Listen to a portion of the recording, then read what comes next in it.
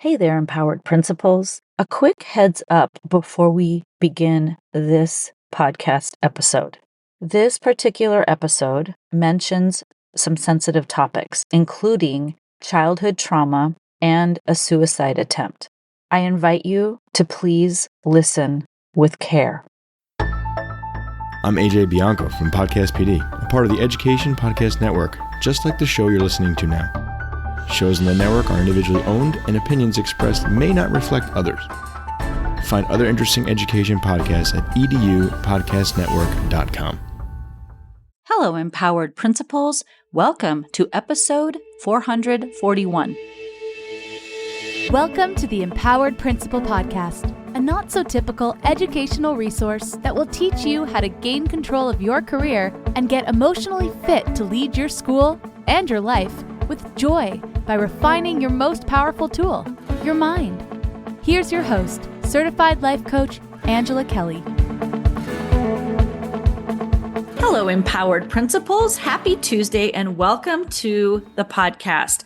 We want to congratulate you for all of you who have finished out the school year. What a wonderful year it is. And summer break is coming along. And I hope that you are able to complete all your staffing and finalize those last little minute tasks that you need to get done so you can go off and enjoy a beautiful, beautiful summer break.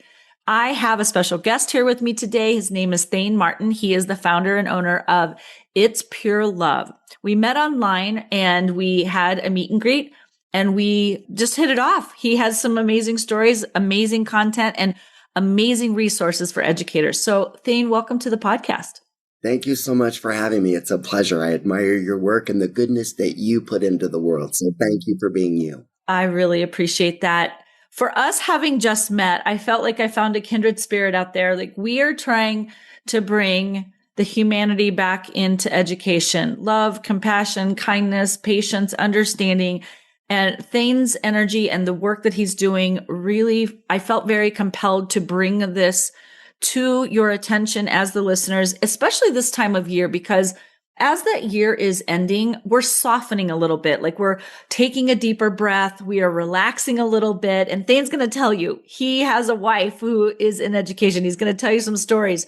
But this is the time of year where we're reflecting, we're taking a break. And this is the perfect opportunity to just really embrace what Thayne has to offer and to start practicing it when you have the time and space over the summer months and you have a little more flexibility in your day to embody this and bring this into your practice as you're planning and preparing for next fall, which is unfortunately right around the corner, right? It happens sooner than we realize. So Thayne, tell us a little bit about your background, your history, the work your wife is doing in the world, and then how you developed It's Pure Love.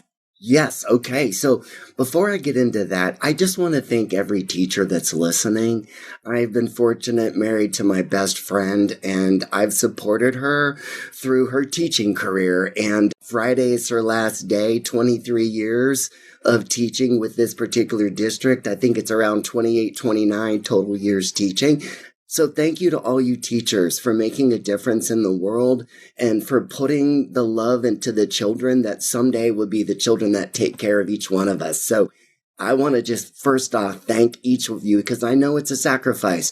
I know how difficult it is to be a teacher in today's classroom, and even more so today because we live in a world where the support for education is under attack. It's under attack because our society's under attack, and the things that matter to us, the things that matter to families, to teachers, like kindness, love, gratitude, all those prosocial emotions, that's where I found happiness for me. And in learning how to be happy myself, I learned a particular way to find that happiness and then communicate it in a way that everybody can learn from. So I'll back up a little bit and tell you a little bit about my story. So I grew up here in Phoenix, Arizona, born into a beautiful family, great mother, great father, and life was normal for me as a little kid. Lower middle income. We didn't have a lot, but we had what we needed.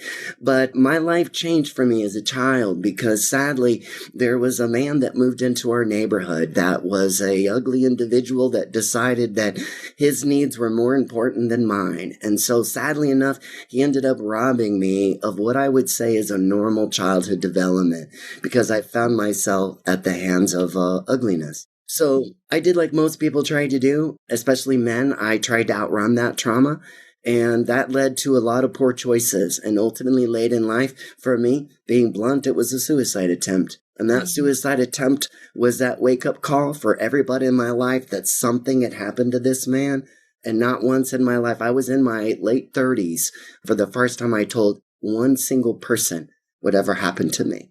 So my life has been about learning how to stand back up because I lived my life as a victim. I ended up going into your traditional therapy, and I'm grateful for that. But in the end, it was experiential neuroscience that actually healed me because I realized that all the therapy in the world wasn't making it stick. Why was I spending literally decades in therapy, working with therapists and psychologists, talking about my past, talking about things that I needed to do, talking about being better when my emotional dysregulation would enter the picture? But no matter what I did, every time you get into that situation where the body responds, if you don't have practice from that body responds, ultimately, you're not going to make the right decision. And that's what I realized. So for me, it was my life experience that led me to this work of neuroscience. And interesting enough, not that enough crazy things haven't happened to me, but it was an accidental drowning. I literally was in an accidental drowning and I lost consciousness and I died. And when I came back with knowledge, and I came back with an understanding of what really matters in this life. And so I started pouring myself into neuroscience because I realized that if I wanted to heal my brain, I also needed to heal my body because my body was operating different from what my brain was operating. And that's when I started discovering experiential neuroscience. So that's a little bit about my background and how I came into it. I started my company, It's Pure Love, a little over a year and a half ago. And we are pioneering experiential neuroscience and actually going to be having some of our protocols studied at a university level because we've uncovered some pretty uncanny ways that we can help the brain learn in the classroom. So super excited about that. And anyway, Yes. That's my story. Yes. And I didn't even know any of this story. So we always do a meet and greet, as you guys know. And Thayne and I were talking about love and, just the humanity, bringing it back to education. And he's like, yeah, I used to have an anger management problem. And I was like, what? You? I cannot even fathom that in this, the version of you that I've met.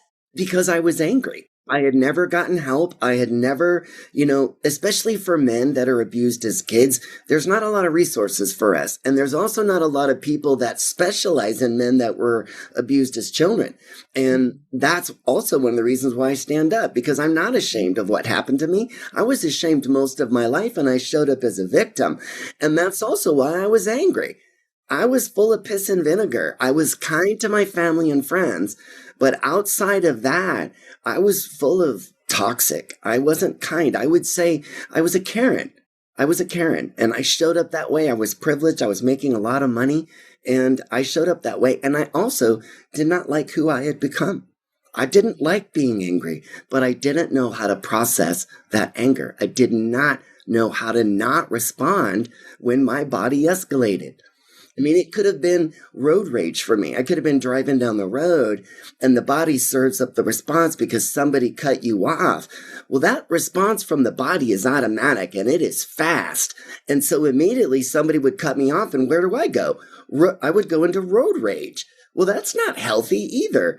So I was looking at my life and I was looking at everything going on in my life. And frankly, it was a train wreck. It was a train wreck. On the outside, everything in my life was perfect. On the inside, I was completely broken and I was hiding because I had never shared what happened to me. So For me, it was that wake-up call that made me realize that my body's response is separate from my mind's response. And until I can learn to train this body to understand what this mind is thinking and make them work together, I'm going to continue showing up in the world in a negative way. So how do I train that negative response that immediately comes out of my body when I experience anger? That's literally what led me down the path of neuroscience. And then, honestly, I'm a very religious person. I didn't used to be. Before I drowned in the pool, I was an atheist. But I'm not an atheist anymore. I understand things. Understand what's important, okay? Yes. Can you tell us a little bit, like, what was the awakening? What was the clarity, the aha moment for you? Like, what were the thoughts and the shifts? Yeah, okay, great question. So when I drowned, I was very fortunate to get out of the pool alive. I know that. When I came out of the pool, my body wasn't working. When you lose oxygen and the body goes down, when your soul comes back into your body, it doesn't immediately engage. It's like I wanted to swim, but I couldn't. So I literally managed to meander my way by just moving my limbs. I was wiggling to find safety, and I found a step in my pool that I could rest on. And the aha moment for me was laying on the side of that pool, realizing that I had escaped death, and looking up into that massive, beautiful sky and seeing the moon and all these stars. And what came to me was that everything up there was perfectly balanced and everything down here was not. And that included myself. So how is this maintained balance? So ultimately, it led to this discovery. And the discovery is essentially a scientific principle. And if you understand that everything in the universe stays perfectly balanced, then you also understand that the language of the universe is actually math. So all those math teachers out there, I want to thank you, because that is the language of the universe. And it is that understanding of math that when you apply the principles of math to physical matter, it always applies. Okay? So when I started thinking about that, I started realizing that the anger that I had inside was a human emotion. And human emotion is physical energy when it leaves my body. So therefore, the principles of math that describe the universe can also support me in my life and in my emotion. So that's what led to this idea. And it starts with basic math. And every person that I teach and I take them back to first grade. I take them back when they learned their initial math skills, first grade, second grade. And I always ask them, because the beautiful thing about the equation life and abundant happiness is you already know the operators. Every human being knows them. And I thank every teacher for teaching them. Now I'm going to teach you a different way to apply them. All right. So it goes like this. The first thing you learned in elementary school was addition. You learned 1 + 1. Well, in the equation life and abundant happiness, addition means adding those things in life that bring forth goodness and joy. That's addition. The next thing we learned was 1 - 1. That was subtraction. And subtraction in the equation life and abundant happiness is about letting go of those things that don't serve us, that don't help us. And the one thing that I learned when I died in that pool is the importance of the present moment. That was a space that I never lived in. I was always consumed with my past that I couldn't fix and a future that scared the heck out of me. But what I never did was stay present in the moment. So I learned with the equation life and abundant happiness, the power of emotional regulation is staying aware and being in the moment. So the thing upstairs that everybody gets to define, okay? The expectation is that we as humans, we balance. So I add what I need, subtract what I don't, and I achieve what I call neutral balance, where I'm not encumbered one way or the other. I'm perfectly balanced in this moment right where I'm at. So we have addition, subtraction. Then the next thing that they learned in elementary school was multiplication. And multiplication is about growth. It's about aligning your friends, your family, your teachers, your coworkers, your fellow students, the thing upstairs, and letting the world help you grow. It's about expansion. So you embody action and intention, and you move out into the world and you create, and it grows and it gets bigger. So now I've learned multiplication, and I can see how I could actually apply that in my life. What did we learn next? We learned division. After we memorized those multiplication tables, we learned division. And division is about taking the expanded growth, that amazing goodness that we created, and then dividing it and putting it back into the world from where it came. So we're supposed to work on what we call the principle of abundance. And that means the principle of abundance is a cost from your heart. So in the example, if I had $100, I balance, I put action and intention, I engage my family, friends, teachers, coworkers, and I grow this to $1,000, how much of that 1,000 do I actually need? Number one. And then secondly, we understand that human beings have a desire for safety. So how much more do I need in order to feel safe? So maybe I need 600 out of that 1,000 and then another 200 to feel safe. That's my heartfelt abundance. That is the cost of that growth. So what that means is there's $200 of extra abundance that I don't need. Well, we're supposed to put it back into the system. Unfortunately, mankind hasn't figured that out, and we're holding on to money, and that's resulted in greed and excessive wealth. It bothers me that we're going to have our world's first trillionaire, and then we have people in third world countries that go to bed hungry every night, and yet they all sleep under the same sun. And that's why me and my work is about changing that and bringing happiness and goodness back into life. So we add, subtract, we multiply, divide, and then we find the equal sign. The equal sign in the equation of life and abundant happiness means gratitude. It is gratitude, gratitude, gratitude. And I would tell you that I did not know gratitude. I did not embody gratitude. And if you said gratitude to me before I drowned, I would have rolled my eyes at you, because that is the same thing my grandmother used to use with me, right? When I wanted that extra thing of ice cream, my grandma would be the first one to go, you need to be more grateful for the 2 scoops of ice cream that you already have before asking for the third. And then I'd roll my eyes. So that was my relationship with gratitude. And then I drowned. Okay. And so I realized that gratitude was something that wasn't the center in my life, not like it should. And so I decided one morning, I took a picture of a sunrise, and it was the most beautiful sunrise. And I posted on social media, and I asked people, what are you grateful for? And you know what? The most common thing that people talked about? Gratitude. Gratitude. They were thankful for gratitude and living with gratitude. And I'm like, I don't live gratitude. I don't even really understand it. And it's a word that ticks me off.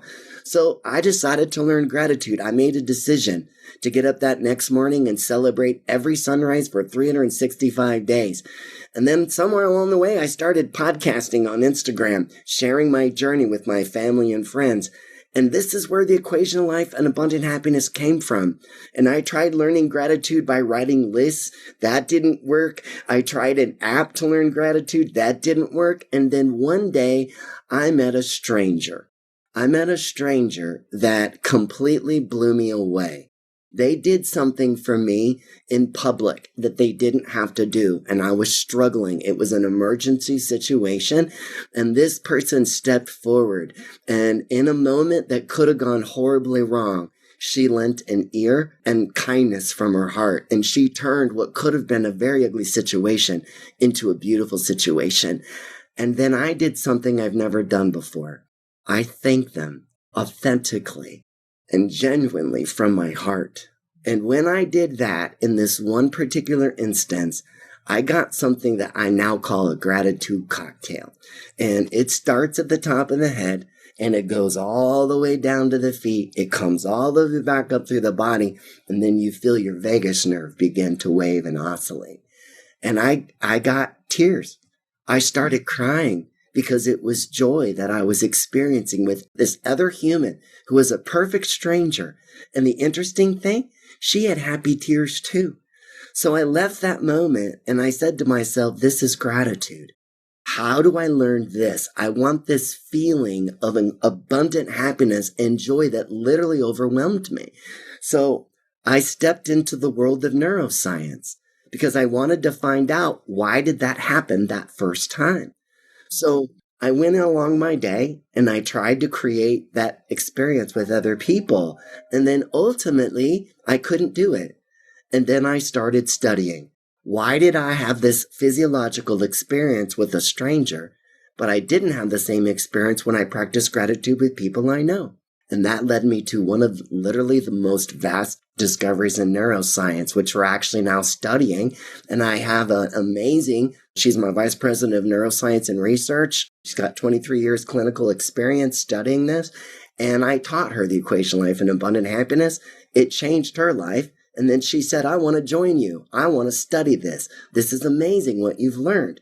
So from that one exercise, I learned that the human being learns by experiencing, not by reading, not by doing.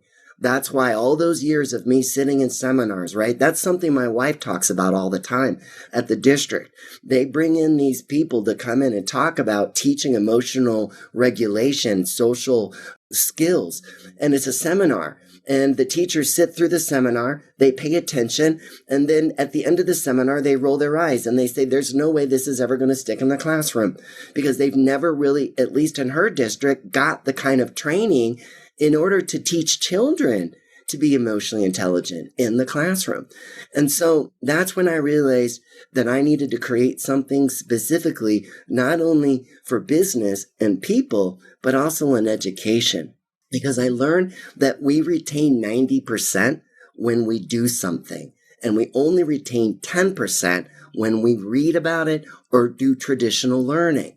So experiential neuroscience is using experiences that are designed to open the heart, open the mind, and create goodness, love, connection, empathy, happiness. It's all about training the body from a physical response to a new prosocial emotion. And they're done through experiences. So the experiences are done with family, friends, and even with strangers. And you're going to learn from your family and friends and strangers each of these exercises. You're going to see how you show up in life. You're going to learn some amazing things about yourself, and you may learn some things about yourself that you want to change, because you realize that that's an old belief that came from my childhood. And I just realized in doing this experience in this deck of cards that that's been with me since third grade. I'll share that. Yeah, I recently was working with a client that really struggled to be seen in public. She didn't like to engage with people. She was afraid to talk to people. She was afraid to speak up and have a voice. And ultimately, I have an experience that I had her do where she had to be a little bit vulnerable with people in public. And ultimately, she struggled through the exercise, and then she completed it. And then she recorded a video of her completing the exercise. And what changed in her was the abundant happiness, because she realized that she could talk to people in public, have an amazing experience with them, and get out of that thought process where she was humiliated when she was a little girl at the lunch table in third grade. That one memory from third grade is what this woman has carried her whole life. And now, because she experienced it in real time, that she could actually work with a stranger and have love, kindness, and connection, she's no longer afraid of that anymore. So she overcame that barrier through experiential learning. And that's what experiential neuroscience is. It's about exercises that are rooted in safety, that make the person a little bit uncomfortable so that we can learn. And then while we're in that exercise and the brain is paying attention, all of the exercises are designed to deliver a prosocial emotion experience at the end. So what it does is it's updating the physiological response from the body real time to a new memory. And we're literally rewriting that old story that the body continually plays. And when you rewrite that story from the body and tie it to a new memory in the mind, it remembers. That's that 90%. So that's in a nutshell what I do and working with people. Yes. I can see where principals would be following along. And even though like neuroscience sounds like very complicated and very complex, you have a way of breaking it down. So what leaders want to know, I think they can believe, they can feel this, they can believe it, they can see the truth in it.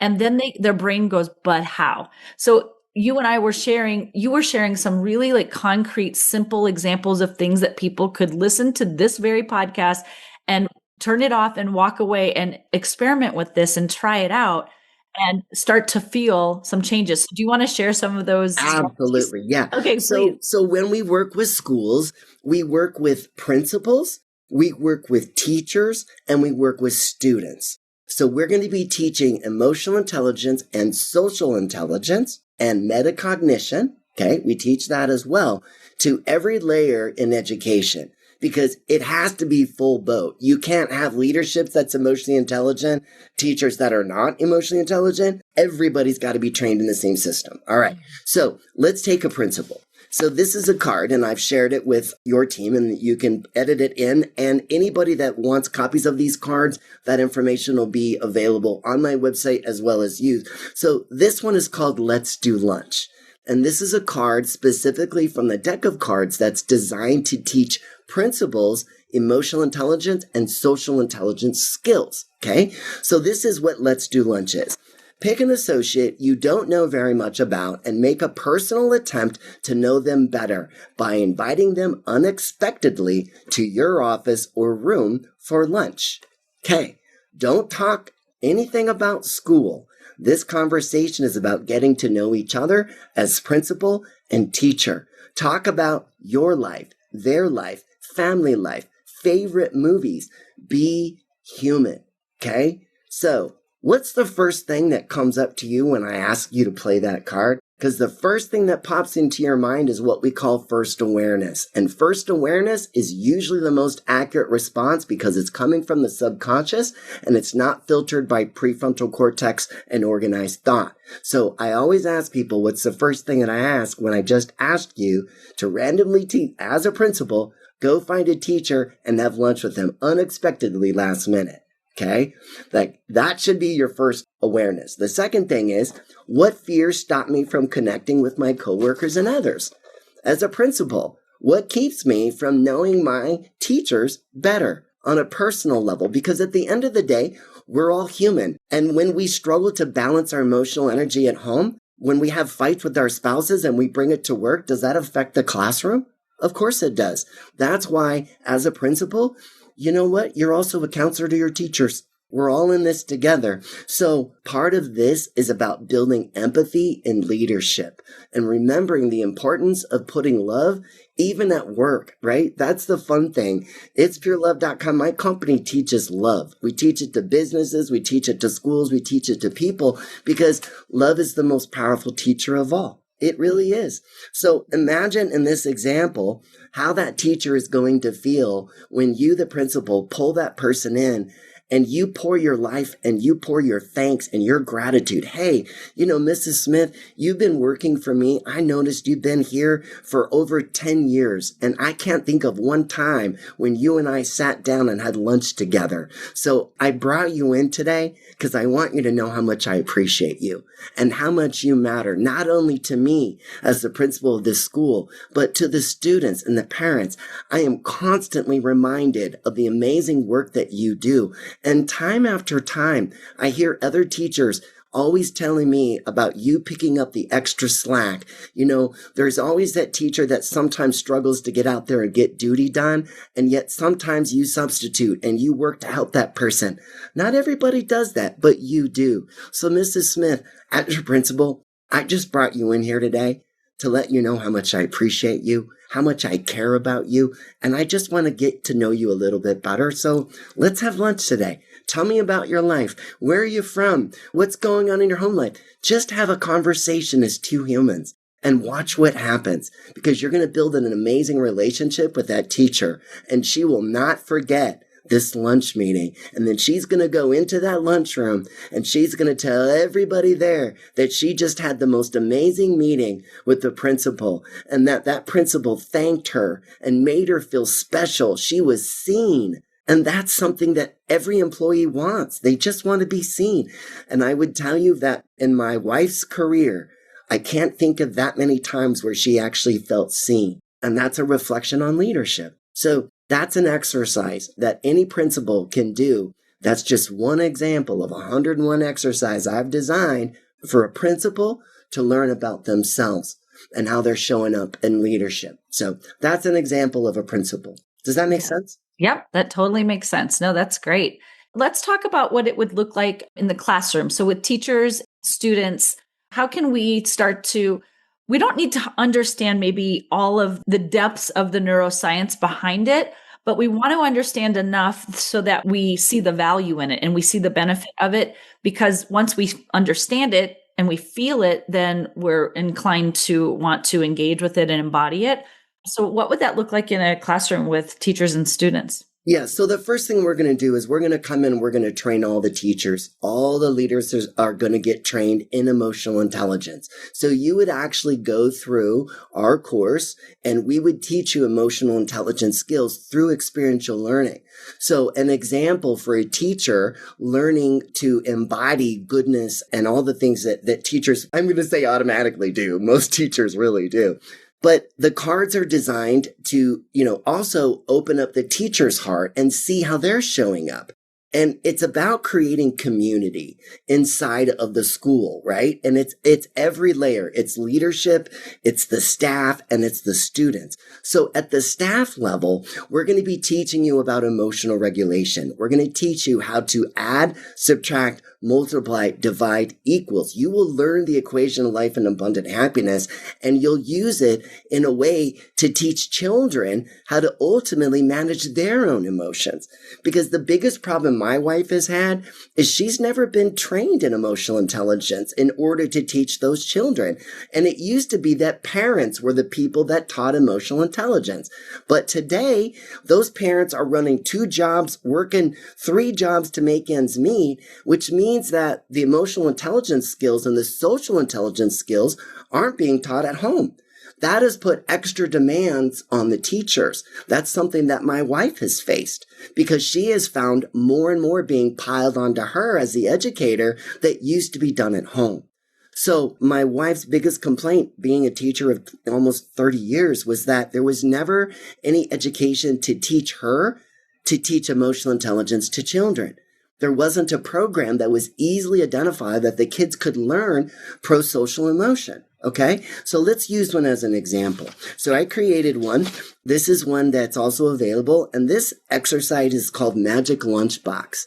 And with Magic Lunchbox, the teacher is going to have not only a deck that they're going to teach emotional regulation using mathematical skills, so there will be some teaching curriculum available to teach in the classroom, but the real teacher is actually the experiences themselves. So here's a perfect example. This is called Magic Lunchbox. So the teacher allows students to draw numbers from a Magic Lunchbox. The students then have 10 minutes to find their match and spend their lunchtime today with a new lunch buddy. For added fun, the students are not allowed to speak to find their match. They must communicate through gestures and nonverbal clues. Odd number, teacher is the match. So you as the teacher might be a match for that one kid if you have an odd number of kids in your classroom. Okay, so now imagine those children and the excitement they have going in and pulling that number in their Magic Lunchbox, and imagine the prosocial skills and the fun that they're going to have trying to find their match in the classroom to be their lunch buddy that day.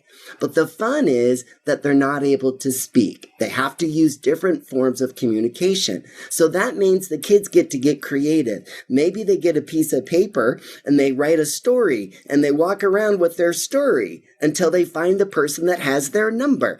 You want to promote creativity and you want to make it fun. So then once those kids have found their match, then that day they are to have lunch in the lunchroom with that new buddy. So that's a great exercise that you could do, say, at the beginning of the year to start promoting prosocial emotion and emotional intelligence with the children and creating connection. So that's just an example of one exercise that you could do with children in the classroom.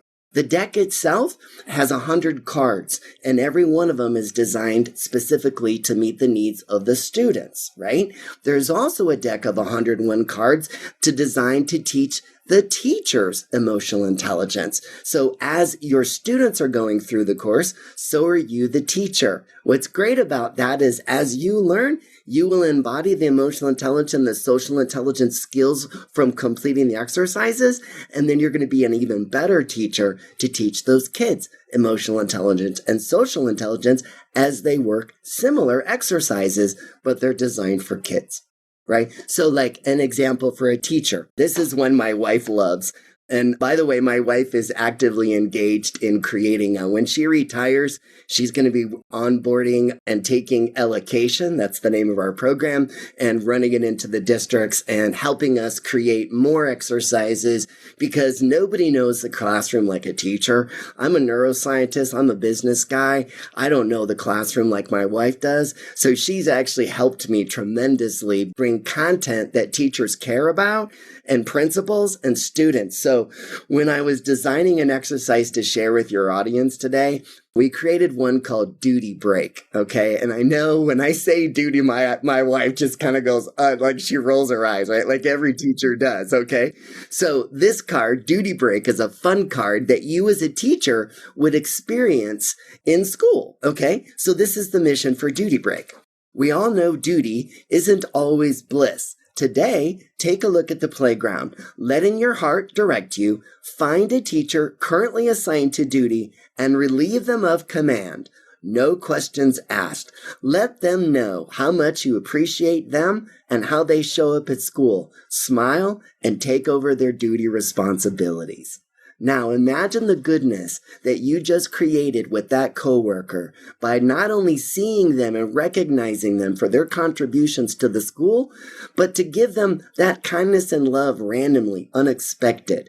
Trust me, that teacher will remember that, right? And so will you. And you're going to have this amazing experience that I just experienced from that other teacher. And now that teacher is somebody that I didn't know before because they're in the 5th grade and I'm in 1st grade and we're in different lunchrooms and different lunch hours. But now I have a relationship with this teacher because I relieved her of duty. And someday maybe she relieves me of my duty when she sees I'm at the end of my rope. Okay? That's the beauty of this. So everything is about creating prosocial emotions, love, kindness, gratitude, empathy, forgiveness, all the things that children need and adults need and leaders need to be effective in the world today. So that's kind of in a nutshell what we do and how we teach in the classroom.